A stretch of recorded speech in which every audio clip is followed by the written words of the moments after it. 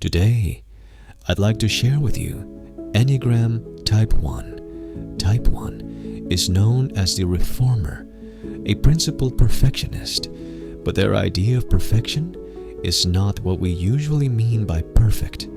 To a one, perfect means 100% flawless, not a single mistake allowed. Because of this, their eyes are always drawn to what's not right in the world.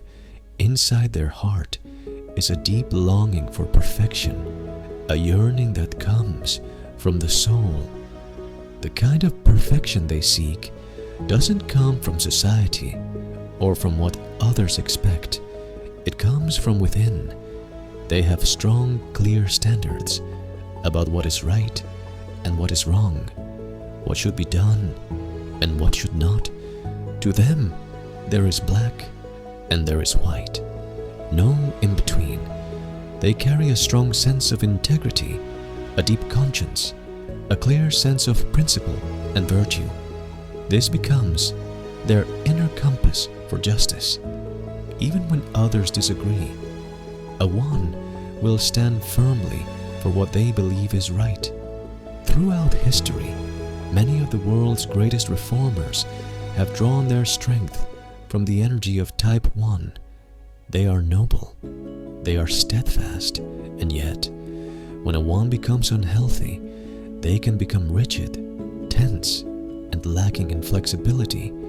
They may see everything only through the lens of right and wrong, should and shouldn't, become laws carved deep into their heart. In daily life, they place extremely high expectations on themselves, orderly, disciplined. They often separate work and life with strict lines, and many times they suppress any emotion they feel is inappropriate or unacceptable.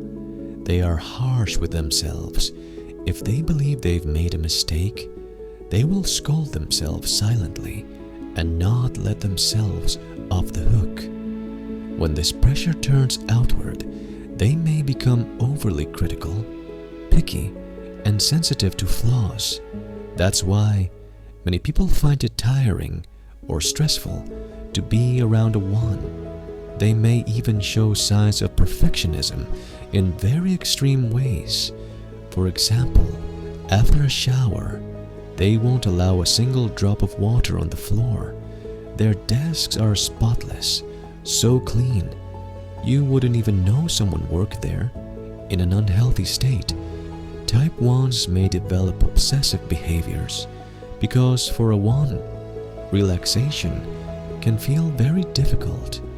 They can work non-stop, forget to take care of their body, and suppress their emotional needs just to do what they believe they're supposed to do. Their feelings often stay bottled up, hidden for a very long time, until one day they suddenly explode. But that outburst was never sudden. It was building up for a long time. That's why Type 1 deeply needs to learn from Type 7 to soften, to play, to have fun, and to let go.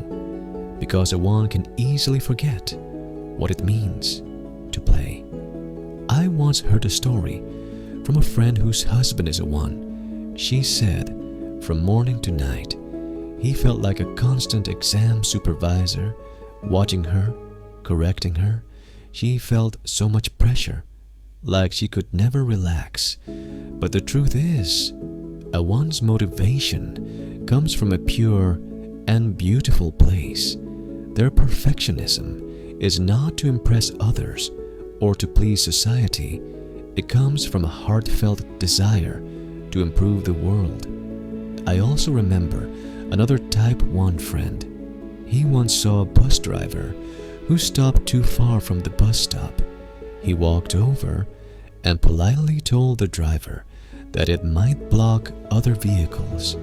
The driver didn't know how to respond and asked, "Are you a cop?" This same friend said, if he sees someone with their feet on the bus seat, he will say something. If someone plays a loud video on their phone, he will speak up. If someone cuts in line, he has to speak up. I asked him, "Aren't you afraid people will yell at you?" And he softly replied, "If no one speaks up, how can society improve?" That answer truly moved me. So you see, we cannot understand someone's Enneagram type just by watching their behavior. We have to understand their deeper motivation, because the behaviors I just described, they're not unique to Type 1. Other types might do the same thing, but the difference lies in why everyone has their own inner sense of what is right. That's what drives their persistence. But is it stubbornness or principled conviction? That depends on whether they are healthy or not. So, how can one move from unhealthy to healthy? And how can we support and understand the ones in our lives? We'll talk about that tomorrow.